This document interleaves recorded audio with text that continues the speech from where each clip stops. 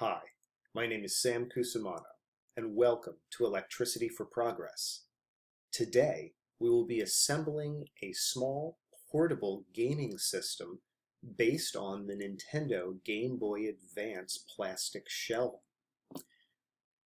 Freeplaytech has a Kickstarter campaign where they are producing circuit boards called the Freeplay Zero and the Freeplay CM3, which use a Raspberry Pi in order to have a portable video gaming system be complete with a custom, here you see it in red, circuit board that fits perfectly into a Game Boy Advance shell. I think this is a really cool project, and I'm very excited to be able to assemble one for you today. I was able to score one of the last ones from retromodding.com. Well, I highly recommend that you check out the Freeplaytech Kickstarter and support Ed.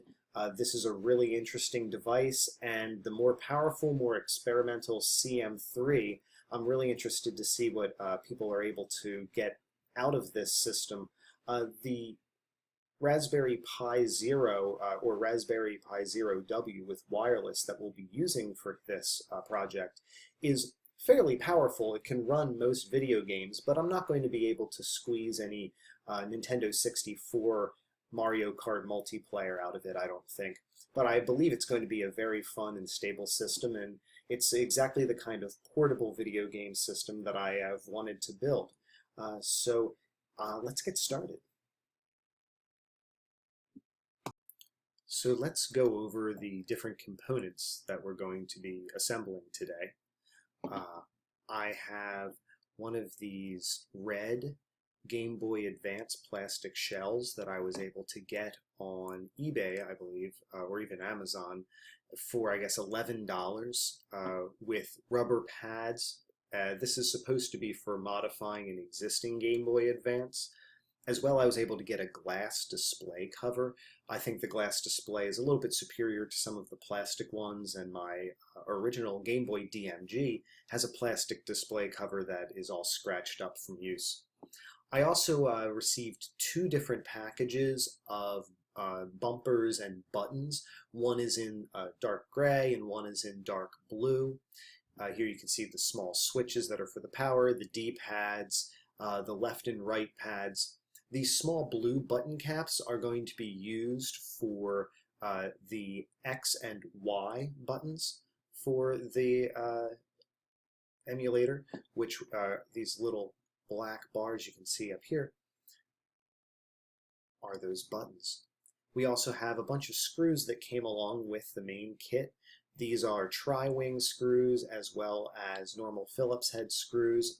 And here I have a tri-wing screwdriver used for security bits, essentially, that were on the Game Boy. You can, of course, just use any small Phillips screws for your entire build here, but I'll be using the tri-wings that came with the shell kit. I also have a Phillips head screwdriver. Here you see is our Raspberry Pi Zero W, and I have a 64 gigabyte SD card in the slot that has an image that came from Freeplaytech. We have a small display panel here that has a plastic cover on top of it. We have two LiPo batteries. Each one is 1,000 milliamp hours, so we're going to stack these on top of each other and run them in parallel. Here is the exciting circuit board. Here it says GamePi Advanced 2.1. I don't know if it's going to be have a different logo on it for the actual Kickstarter campaign, but I was able to get one of the last ones from the GamePi Advance 2.1 run. You can see the speaker is already attached, and there's header already set up for you, buttons for left and right on the top, and then also the X and Y buttons on board. So these are all of the components that we're going to need to begin the assembly. So these are the tools that I'm going to use for this assembly. I have my Gerber multi-tool that I always use as both pliers and knife, screwdrivers. It's nice to have a multi-tool around that can do a lot of things for you. I have these flat, or people call them angle cutters. These are sharp cutters that we can use to do a lot of the modification work to the plastic body. I also have a very small sharp blade knife. Any X-Acto knife or utility knife should be able to be used for this build. Again, the tri-wing special security screwdriver, and I have 2 Phillips head screwdrivers. These are most of the tools that you're going to need, but of course, in order to drill holes in the body, I'm going to be using one of these Dremel. Here it's a cordless variety of a rotary tool. You can use a drill, or you can use any rotary tool in order to modify the body. The plastic on all of these bodies is very, very soft, but I do want you to be very careful when you're modifying these plastic cases. Because the plastic is soft, it can easily get away from you, or you can cut way too deep or way too far. I recommend that if you haven't modified plastic boxes before, that you practice. There's a lot of plastic boxes that are in the trash, or on other devices, or even on areas that are invisible on this particular model. But just be very careful when you do all of your drilling, and make sure you don't drill into yourself when you're holding the piece. Make sure you don't drill into your tabletop, and I'll show you how I'm going to do my cuts, hopefully freehand and very quickly, but it should be fairly easy for us to make all of the different cuts that we need to do, whether it's going to be with one of these angle cutters, the razor, or with our Dremel tool. There's also a little bit of soldering that needs to be done in order to build this kit, specifically when attaching the batteries together in parallel to one of these JST connection wires, which mates up with the board very nicely. And also when attaching the male-to-male header that's going to go on the top, sticking up off of the component side of the Raspberry Pi. And this is the header that will then mate in with the circuit board. And it looks like it's a very low profile, so it should take up a very small amount of space. When soldering, if you haven't done any soldering before, be very, very careful, okay? Always protect your eyes, wear glasses or goggles. If you haven't soldered before, practice before you go and start soldering the header onto your Raspberry Pi. You can easily use a scrap circuit board, or even pull something out of the trash, take it apart, and try heating up the solder and moving the parts around. I always recommend having a little bit of experience before jumping into building a kit like this, but soldering all of this header is going to be fairly easy for us today. And I believe that's really all of the hot stuff we're going to have to do. Just hook up those batteries and then put the header onto the Raspberry Pi. Now let's modify the rear body of the enclosure. We will start by removing these 2 screws holding on a small plate of aluminum. This normally would act as a guide for the game being inserted into the system. But we're going to remove this and all of the different support materials below it in order to fit the Raspberry Pi on the bottom of the Freeplay circuit board. Make sure that you save all of the different components. So these 2 screws we can use later, so I'm going to put them off to the side so I can remember to use them. The aluminum plate we're not going to use for this build.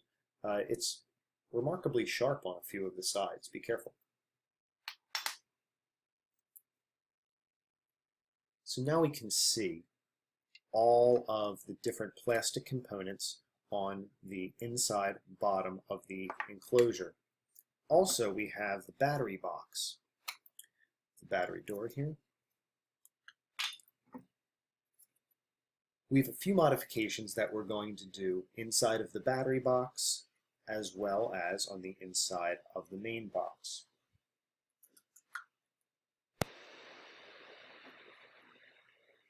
Here we're going to remove all of the standoffs and plastic inside of the shell. on both sides of where the game cartridge would have been inserted. We're going to have to remove these all the way to the bottom cleanly because our Raspberry Pi is going to fit all the way down to the bottom of the box. Also, we're going to need to trim off a little bit of this bottom edge. There's some very fine ridges on the surface, and we want to try to bring this all the way down to the lowest level. We're also going to remove this plus-shaped piece that's inside the back of the housing. And then flipping over to the battery compartment, we're going to remove this ridge that's in the bottom middle that previously divided the two batteries. And then also on the very edge in the middle of the bottom, there's a very slim piece that we're going to need to trim off. Let's try to use our flat or angle cutters to trim off the pieces of plastic in the battery compartment. I'm just going to put my cutters against the edge there and squeeze. Now, this is also where you want to really protect your eyes, right? I've done this a bunch before. I understand how cutting and breaking plastic can make shards and can break pieces off. If you don't know what you're doing, definitely protect your eyes.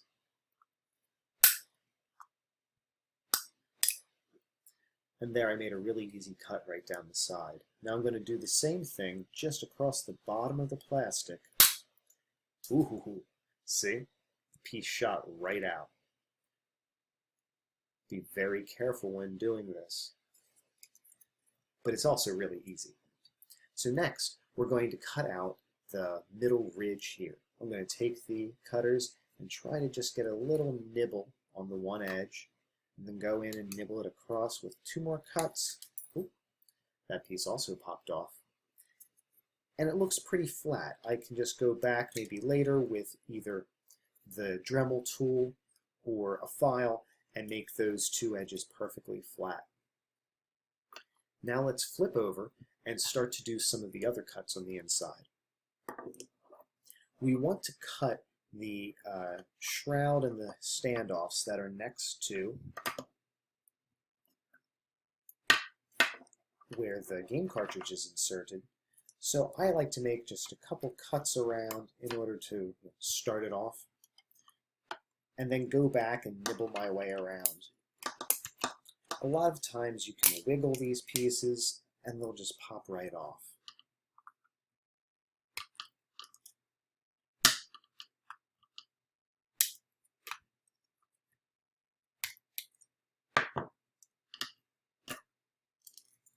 Okay.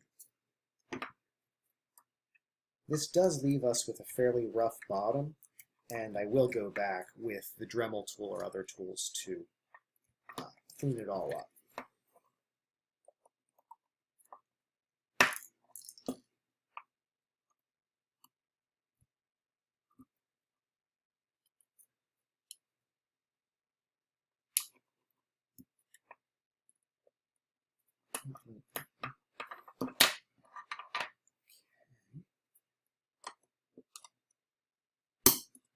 One of the reasons that I mark all of the pieces with marker is so I can know everywhere I need to trim, and then I also can go back and add more marker, especially when using the Dremel tool. This helps me keep an eye on where I want to be and where I've already cut, and especially where I do not want to cut.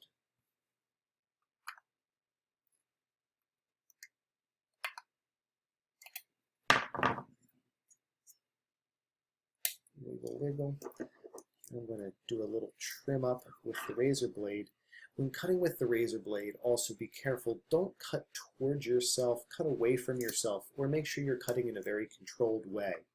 If you feel like your blade is stuck, don't just keep pushing harder. You want to have a nice, smooth cut. So always use a sharp blade. I recommend using tools in the right way, understanding how they work, using sharp blades, because preparation is always the thing that's going to help the most when you're assembling something like this. I've tried to do a bunch of my research. I have a nice list of steps that I've aggregated off of the Freeplaytech forums. So I think that I'm going to be having an easy time building this tonight, and hopefully all of this laying out of the parts for you will help you when you try to build this yourselves at home.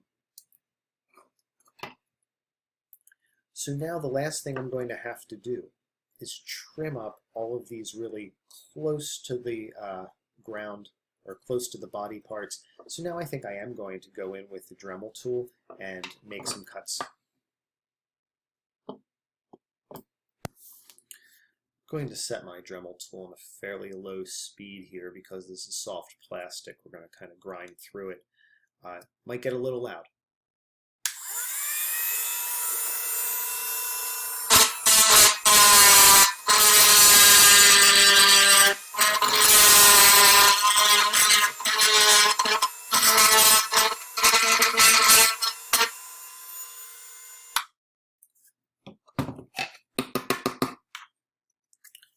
Just to show you there, I was able to grind it down pretty quickly so that edge is totally flat. Now I'm just going to take a few more moments to keep my workspace clean.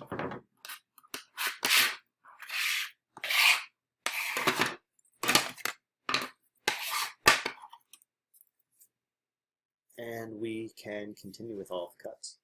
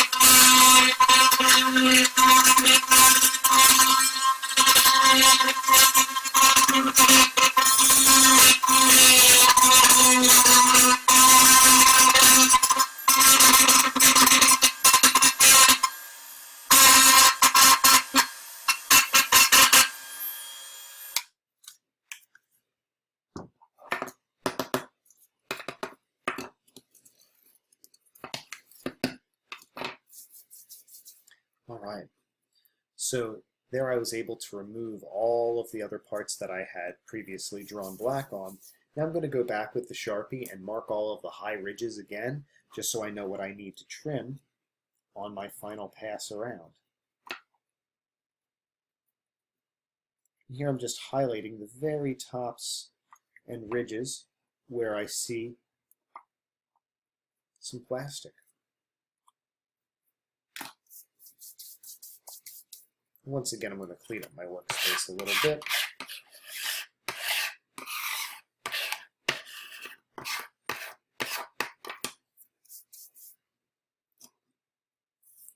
And let's clean up the rest of the back.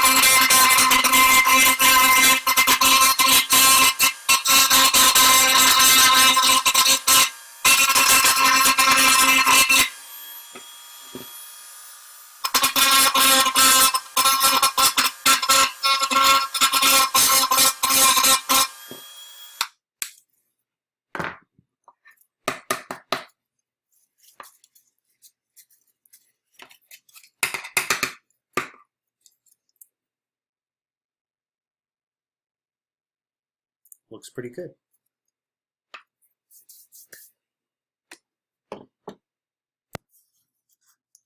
And the last thing we have to do to the rear of the enclosure is to clean up the parts in the battery box with the Dremel tool.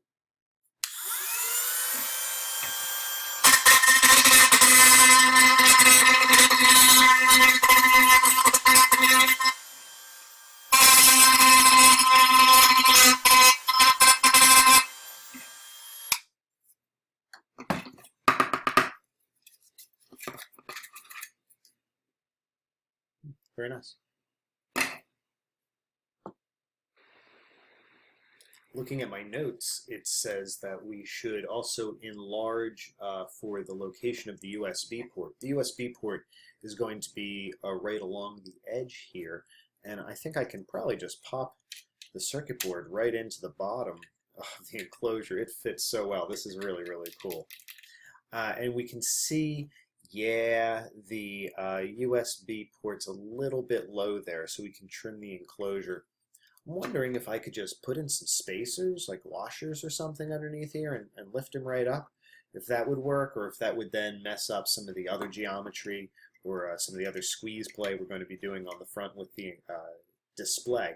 So I'll just make a little trim out right here, and then we can move on to the front of the enclosure. I'm going to use a razor to do this little bit of trim. And again, be careful when you're using a razor. Don't cut towards yourself.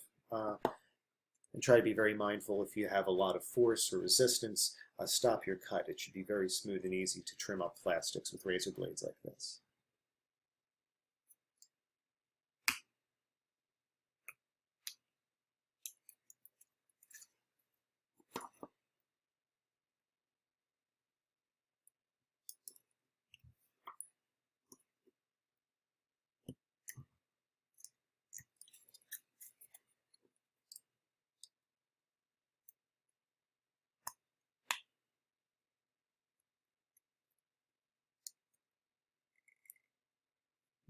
Okay.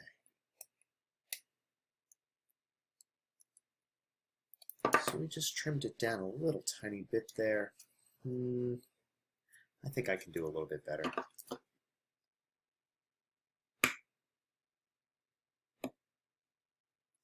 And as long as it's nice and consistent, I don't think it's going to look weird on there. So I always shave off very small pieces of plastic at a time. Again, that'll prevent you from getting cut, and it'll prevent you from making cuts that are too big. It's always better to shave a little bit off. Yeah, that looks like it's sitting a lot better, right? We might have to do a little bit more at the end anyway, but we'll see. Okay, next, onto the front of the enclosure.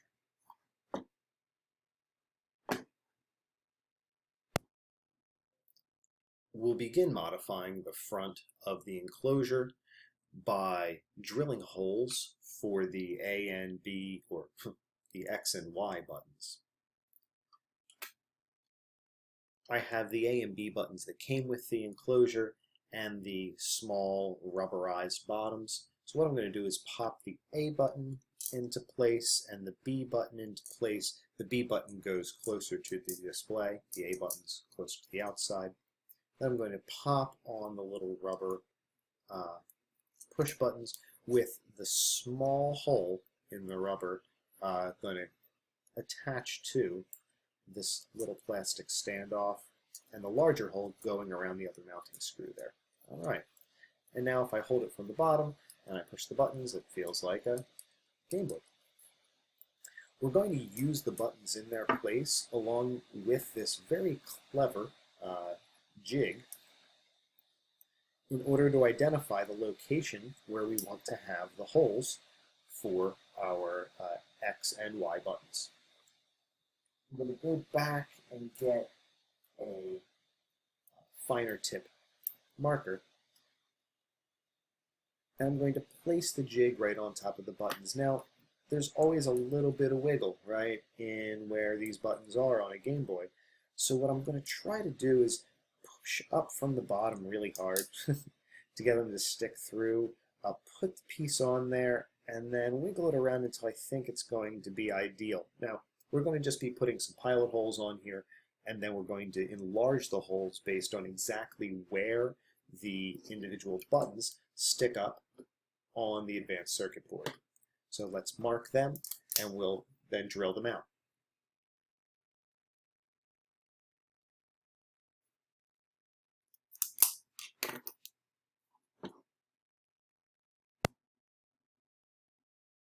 Now that we have the holes marked, let's drill them out.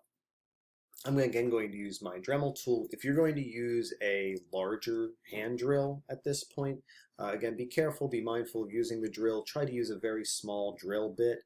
Large drills are hard to use, and if you're not used to carving plastics with a large hand drill, do realize that's not what they're usually intended for. You can do it, and there's people with a lot of skill with it, but again, I always recommend having something smaller, like one of these rotary tools, in order to do smaller cuts like this. I'm not going to use a very, very tiny tip here. I'm going to continue using the same bit.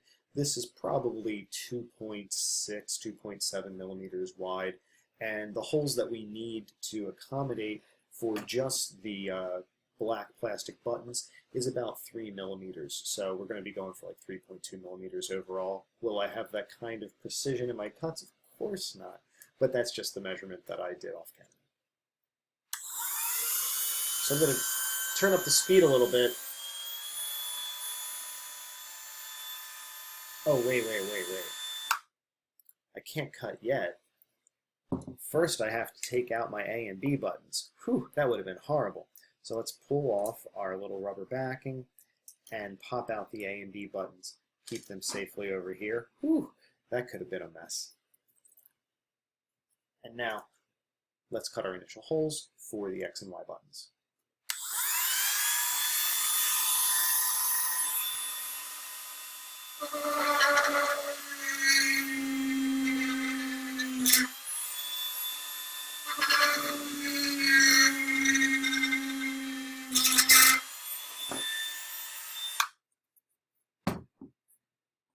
We'll just clean these up a little bit.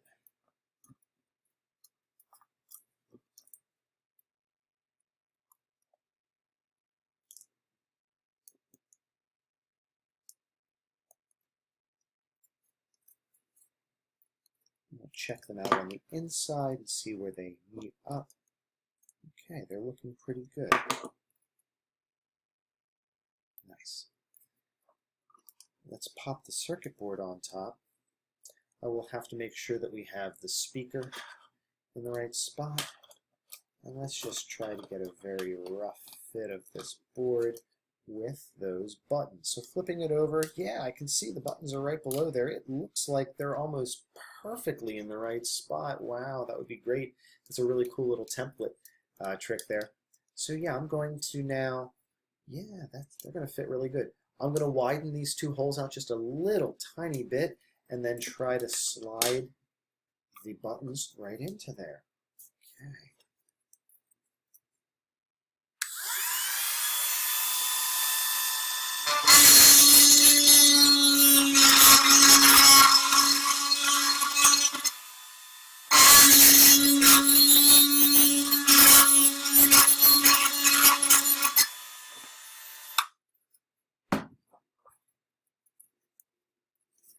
Okay, again, we'll just clean it up a little tiny bit.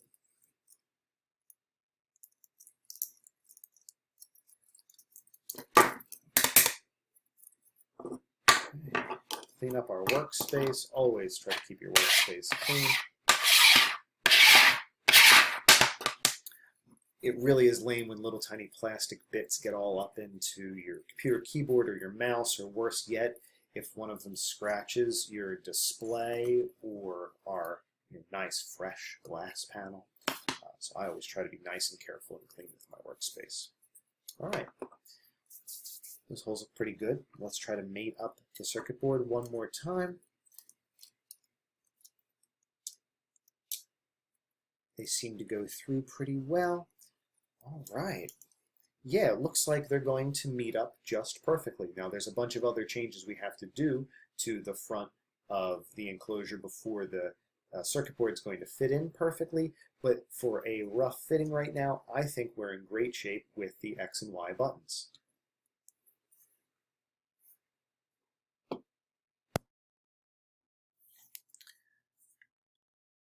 Next, we're going to look at the display panel. We're going to use the display panel as a guide in order to see what we need to cut out of the enclosure itself. And we're going to retain the entire side here next to the D-pad. We are, in the end, going to have to cut away the entire side here near the buttons and the speaker. There's also a couple other small points we're going to have to cut out here on the bottom. What we can do is look at our display panel. The ribbon, which is very delicate, but you don't have to be too crazy careful with it. Also make sure that the screen protector is still on here until you're ready to remove it to assemble everything. Right? Keep it on there as we're doing all this fitting. The ribbon cable here is on the same side as the buttons, which is one of the main reasons that we have to cut this vertical wall out. You can also see small white tabs at the corners on the display. We might want to trim those off with the razor blade if they get in the way. But at this point, we don't want to remove any material that we don't have to. If the object fits and it fits securely and is not under a lot of strain, that's the perfect way we want to have it in there. We don't want to have our components be loose or cut away all the material and then have to add more later, like hot glue. So now I'm going to just insert the circuit board, and you can see this tab right down here at the bottom looks like this one attached to the LCD should probably come off. And then also potentially this little tabby that's on the very top there, maybe that one should come off. So I'm going to just take my knife here and very carefully trim those two little tabbies off. Again, they're just white plastic, but be very careful as you're doing this because you don't want to put too much strain on the LCD itself.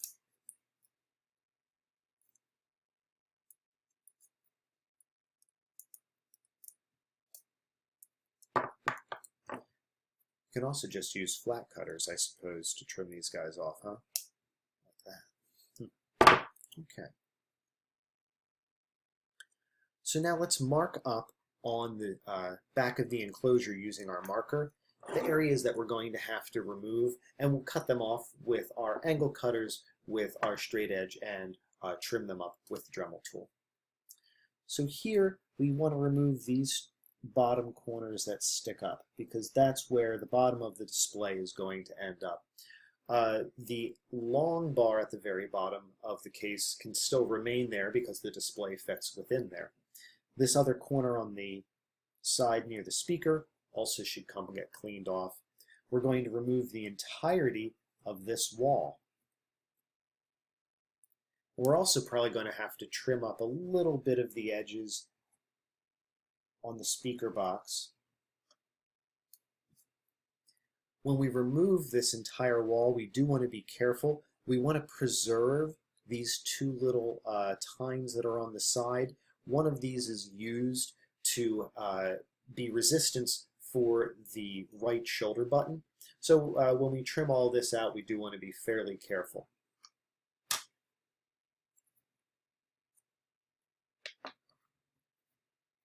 So now I'm going to take my angle cutters and start trimming away at this long wall.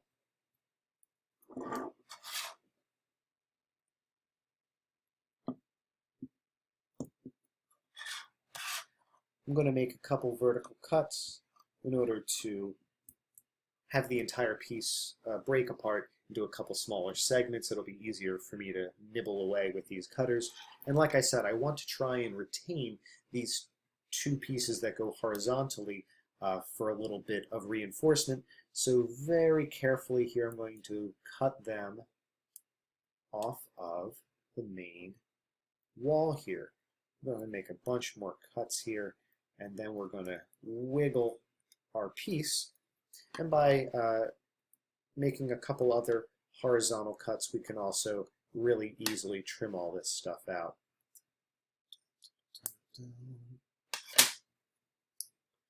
Now I'm going to try and just cut flat across the bottom, and that should get us, again, be very careful when trimming these things. I should be wearing eye protection, as well should you.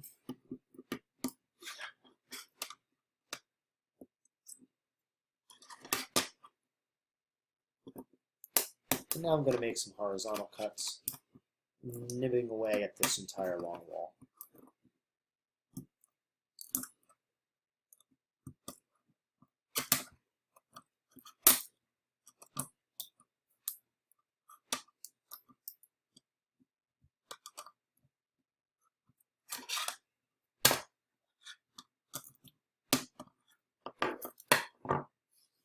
Right.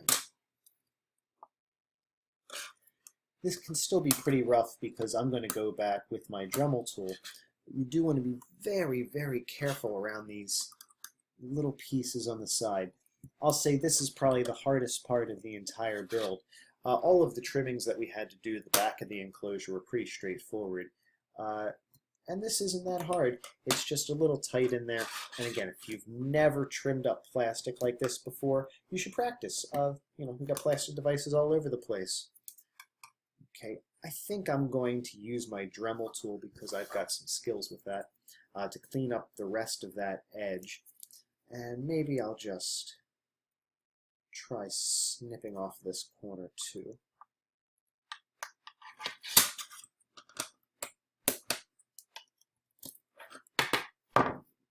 Alright, now let's use the Dremel tool to clean up the rest of it.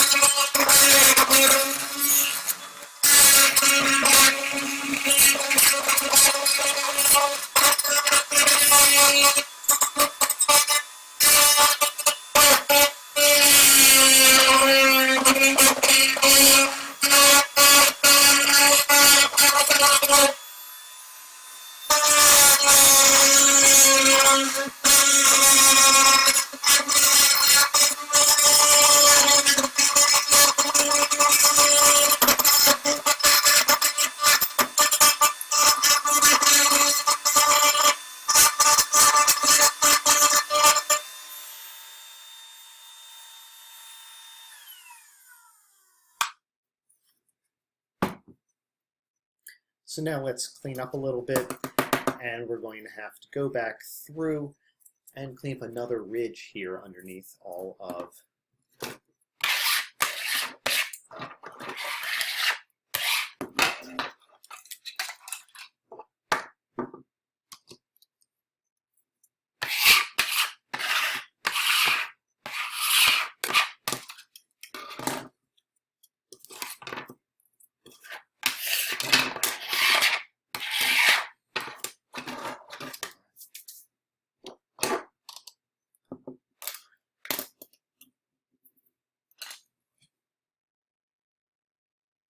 So now let's go back and trim away the small ridge that is on the inside edge here, right around where the display panel sits.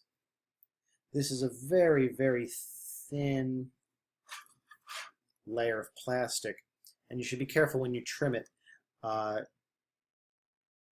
This is really where a rotary tool is very, very useful, just grinding down those edges a little tiny bit. You don't want to put too much stress though, or you really don't want to cut through the plastic through the front of the Game Boy. This also could be an opportunity to use something like a razor blade or another cutter, but again here I'm going to go back to the Dremel tool.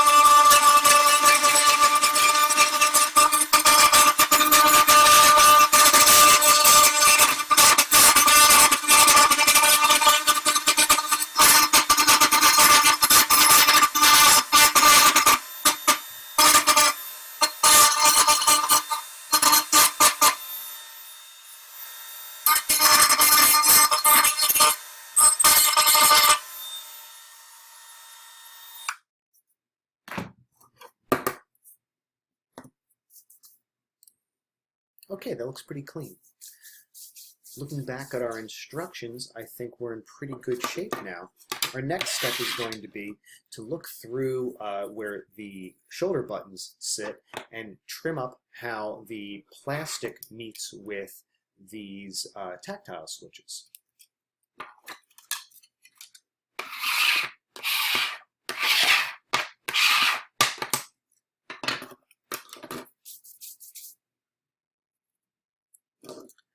Up here on the edges you can see a slightly angled in pieces of plastic.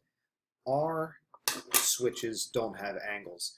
They just are squared off. So we're going to just simply use our cutters and trim off the angles.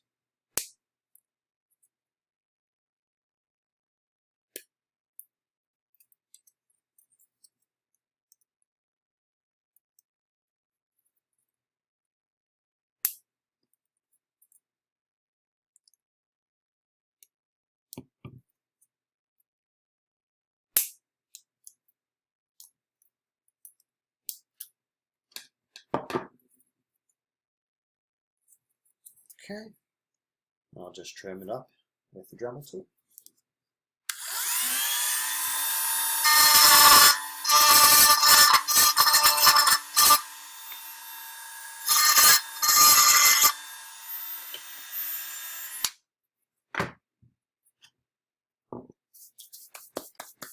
Okay, let's clean up and move to our next step.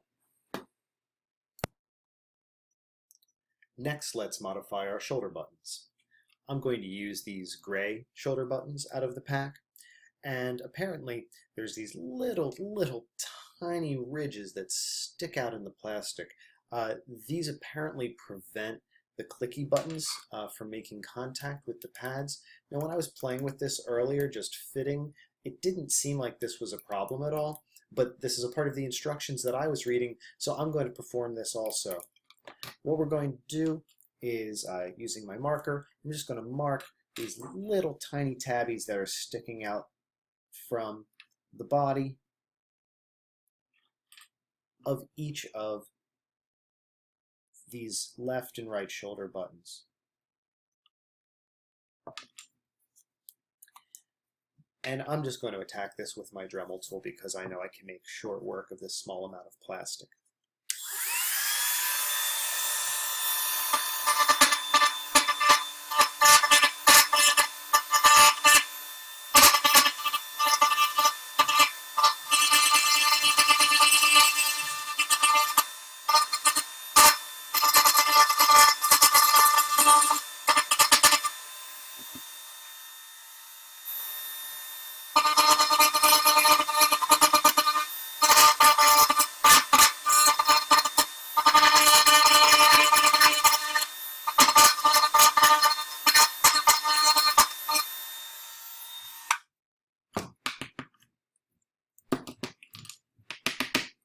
Okay, and that is the shoulder buttons.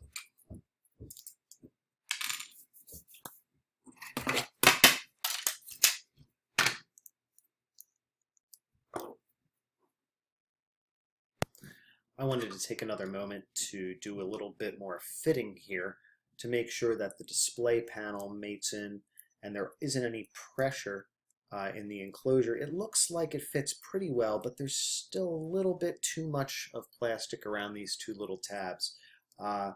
Yeah, the notes in the on the forums say be careful with them also. So I think what I'm going to do is I'm going to start off by clipping off this little plastic tab on the end of the display.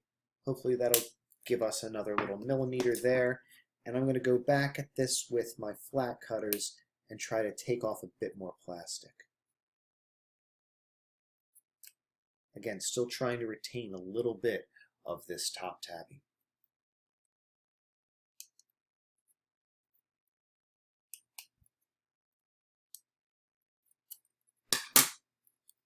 Okay, now we'll fit this back into place again.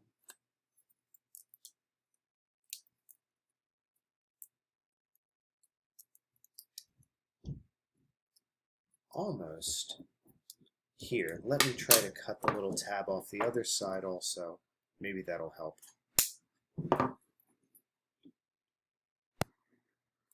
And with that tab cut off now, I feel like the display fits pretty well into the openings that we've made.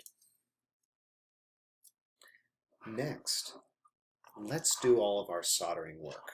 So we're going to get our batteries together, our JST connector. We're going to wire our batteries up here in parallel, meaning the red wire, the positive wire, will attach to the other red wire, and the black wire, the negative wire, will attach to the other black wire, and then we'll attach them to the JST connector. When you're working with LiPo batteries, be very careful. How many times have I said let's be careful during this project? But you really don't want to let the two wires of the same battery touch each other. You don't want it to short out. That can make a big problem. So be very, very mindful when you're working with your batteries here. And when we solder them together, then also I'm going to be soldering our header onto the Raspberry Pi. The Raspberry Pi comes with this 20-pin strip, or 40 pins, I guess, 20 on each side, and we're going to solder the male header facing upwards, right, upwards from the component side on the Pi. I'm going to run down into the lab in the basement and do all this soldering work, and then I'll pop back up, show you what I've done, and we'll move on to the next step of assembly.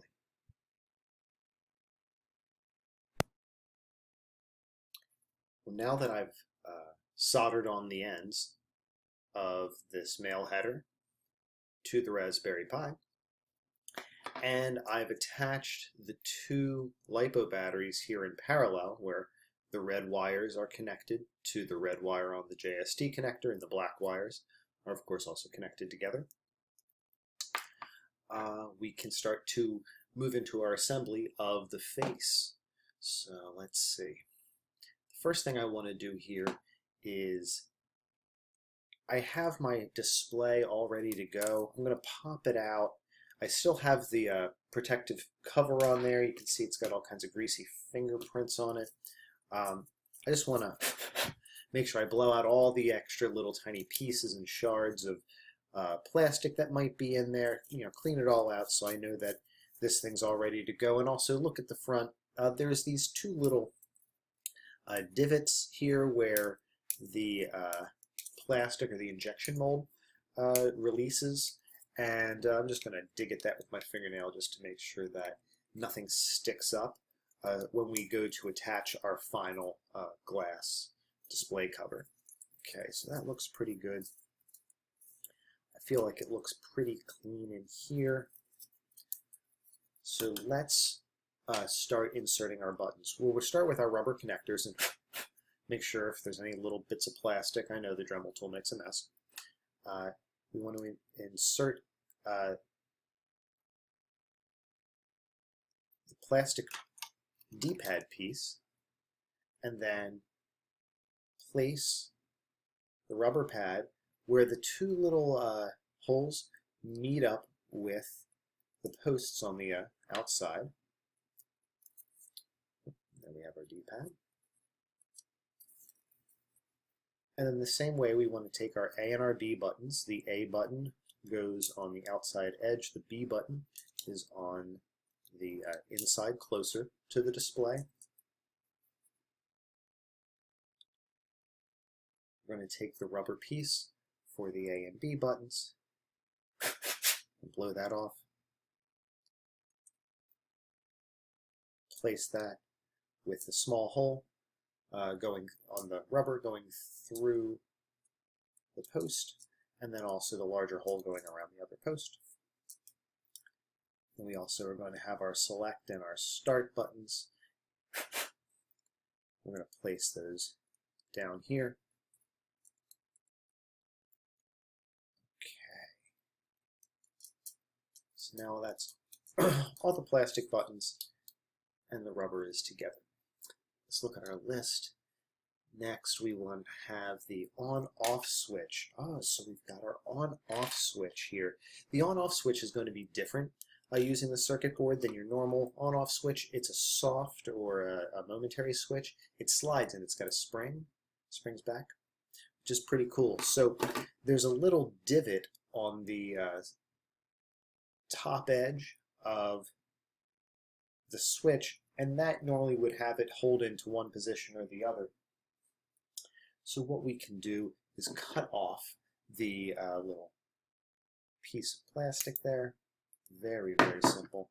Okay, cool. So that's nice and clean. So that's modified. And I guess I'll be inserting that when we do our final piecing together once the circuit board is installed. So keep that right here. The display minor tweaks I have noted up here, but yeah, that's already good. Next, we're going to have the light pipe. So this little tiny plastic piece, very, very cute, right? That's going to go, and I think it's inserted right here above the A and B buttons, and it's got corresponding LEDs on the circuit board here that look like they're for power and for the battery notification. Very, very nice. We've got that. And attaching the ribbon cable to the circuit board. Okay, so let's get our display ready. So one more time, keeping everything nice and clean as we're getting into our final phases here. I don't want to get any fingerprints or any junk or any little plastic pieces on my display. I'm now going to try and mount the display onto the circuit board. Here we want the little fingers, the gold fingers, to be facing up, so it's black on the other side. And we can simply pull this little black tab out. Again, with the display facing up and the keyboard and things facing up. The Raspberry Pi in this case will be on the other side facing down, but we haven't attached that yet. Now I'm going to just slide in this connector and close by squeezing the little black tabs together. Okay, and then this just kind of folds over on itself just like that. All right, very exciting, very exciting. Okay, so let's take the front piece here now. Everything's nice and clean. I'm going to peel off the front protective cover of our display panel. Okay, put it off to the side here for a second. And then I'm going to fit that right into place. Next, we're going to want to make sure that the speaker goes into the speaker hole, and I believe the speaker sits slightly underneath the display, if you can see it there. So it should be tucking in a little bit underneath the display. And then we're going to line up the buttons to go through the holes. All right. And it looks like the left and right buttons are in the right position. The display has a little bit of room underneath it. Oh, the wire for the speaker here looks like it's snaked underneath our D-pad, so I'm going to need to take a pair of pliers and rearrange him. Maybe I'll just have to pull the whole thing off and change the speaker's orientation slightly. There we go.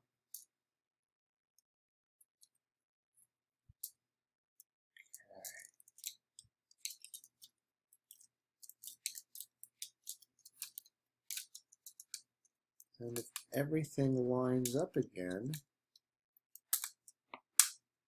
okay.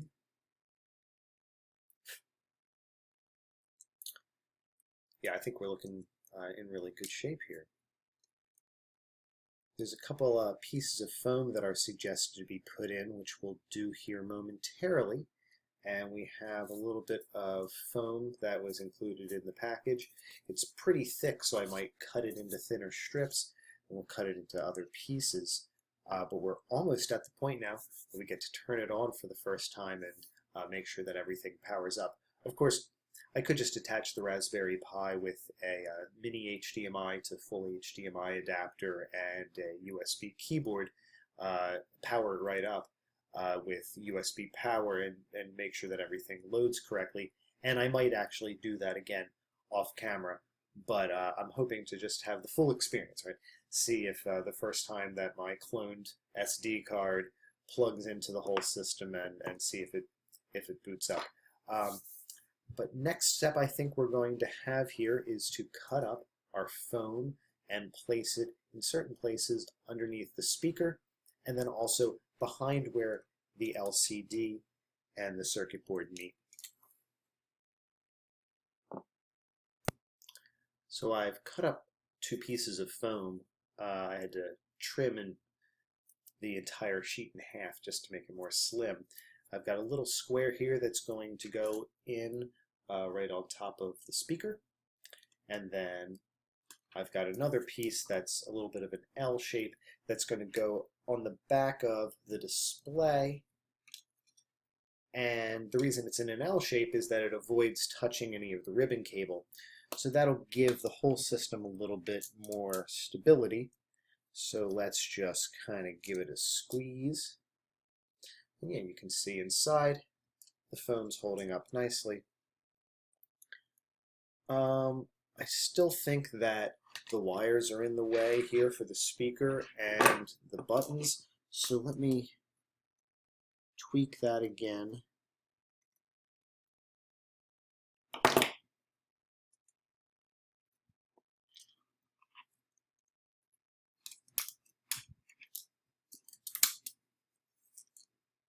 Okay, so I was able to turn the speakers so that all the wires are facing the back here, and I can just probably push and cram at them carefully.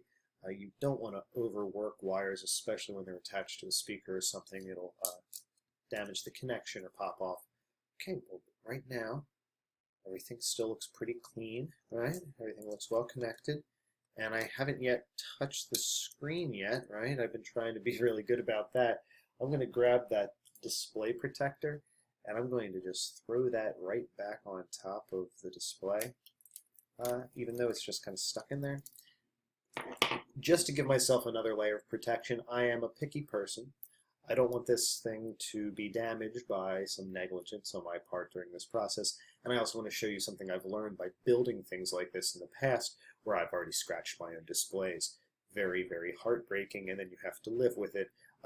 See other ones of my videos where I'm building other objects and I might scratch the display. Now let's take those 2 screws. All right, this is the advice that Ed had. You take the 2 screws that we removed from the bottom piece earlier, when remember we took out the little aluminum piece, and we're going to use them to hold down the circuit board. So one of them I'm going to put here on the end by the A and B buttons. And these are screwing right into the standoffs that are mounted to the front of the display. Don't screw it in too tightly. And then I'm going to do another one here, right underneath where the D-pad is, next to the connector for the batteries.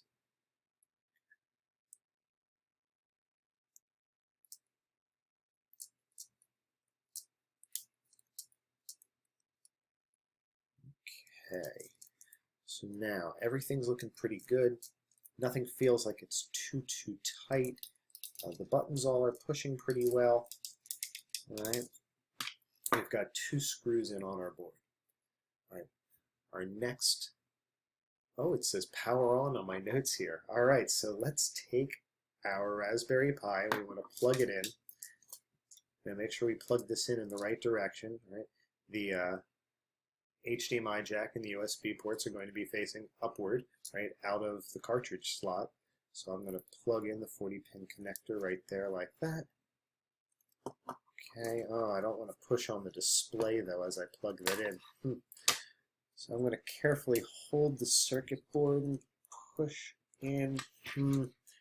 Now that I'm doing this, I realize I really should have put the Raspberry Pi in the circuit board before I screwed it down here. So I'm going to take the moment now to unscrew those 2 screws, pop it back on.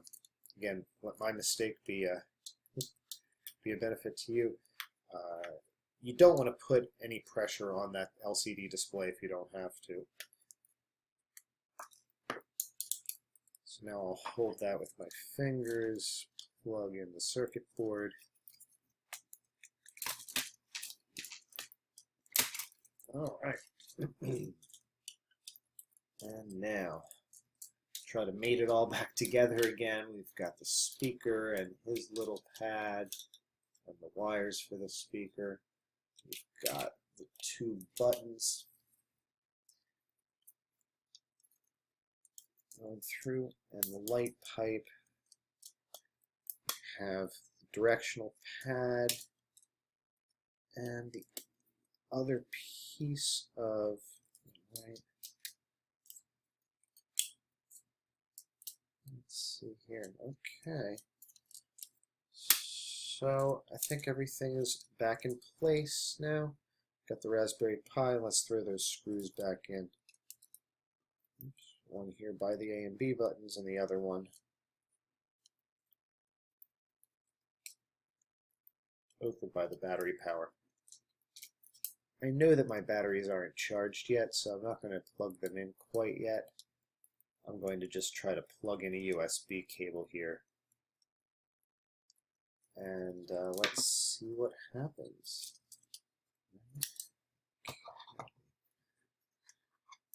Got a micro USB cable.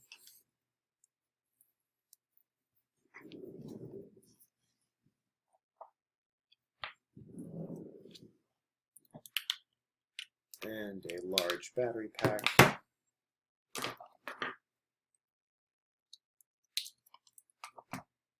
Okay, well, the screen flashed on for a second. Now I'm going to try using the power switch here. I'm going to flick it from off to on.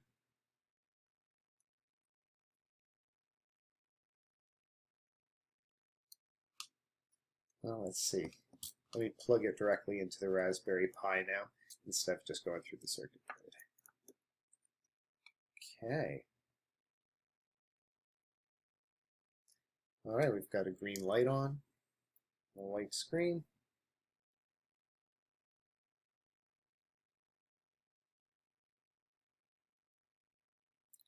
And there's RetroPie.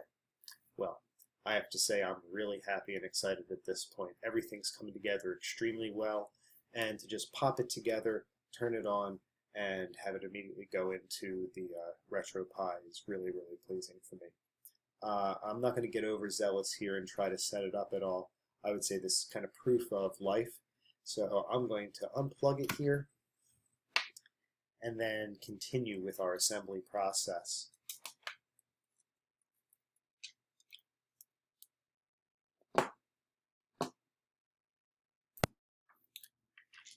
I've made a few tweaks and changes, also changing how the padding was arranged underneath the board and with the display. Everything looks like it's going pretty well so far, so now let's continue to do our assembly. Our next step is going to be to add the bumpers to the ends of the enclosure.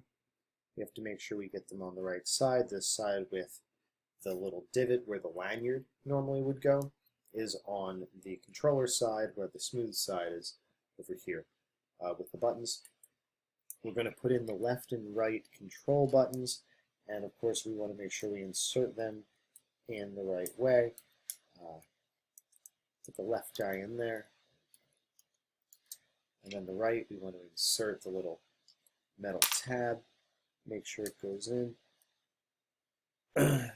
underneath where the circuit board sits, and everything should mate up pretty well. Alright, there we go. So our next piece here that I want to make sure we connect is our power switch. So I'm going to slide the power switch into place here, and you can see the little tiny piece of the main switch sits between the two tabs of the power switch. Right, slide that back and forth like that. Okay. All right, now let's take our batteries and put them into the battery compartment. I'll run the JST connector and the 2 wires through the large hole here, and then I'm going to wedge the first battery in and carefully train the wires out. And as well, then I'm going to put the second battery in underneath this other little tab on the other side, and then push down very gently. You don't want to put too much pressure on these batteries, of course. They will fit in snugly, but they fit in very, very well. There might be some other options to trim a few other pieces around inside the battery compartment to get a better fit, but I think that we're in really great shape with this. Now let's see if the battery cover snaps into place. Perfect.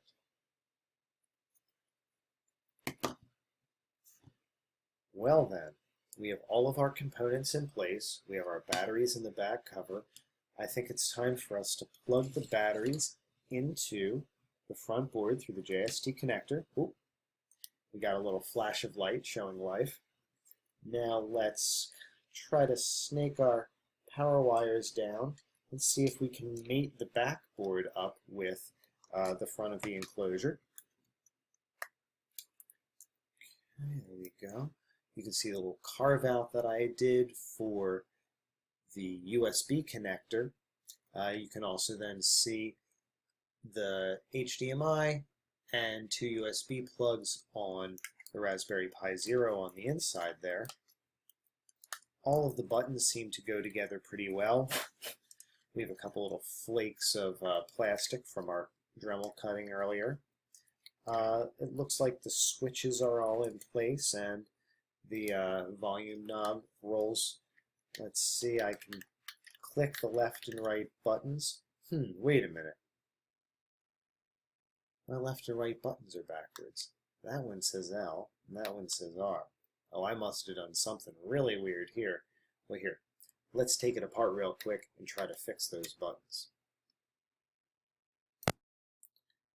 Now with the left and right buttons in the right positions, we can once again close up the board, trying to align all the little tiny pieces of that Gameboy Advance. Now I'm going to come back here and grab my bag of small screws, and while I'm not going to put all the screws in right now, I'm going to put in a couple. That way it'll make it easier for me to play while I'm debugging once I get all of my games installed and connected to Wi-Fi. But the build itself is almost done, which is very exciting. I'm going to grab one of these tri-wing screws and put it over here on the far side of the main body. In fact, I'm going to just pop a couple of those tri-wings all around the 4 corners. There we go. And now we'll take our little tri-wing screwdriver and tighten these down. Now don't tighten one down all the way, right? Tighten each one down a little bit and then cycle through. Just like replacing a tire on a car. You want to do a star pattern, or in this case, just do an X across each of this square for different screws. This way you'll slowly engage all of the components into place rather than having it jarringly squeeze the entire package down in one spot at one time.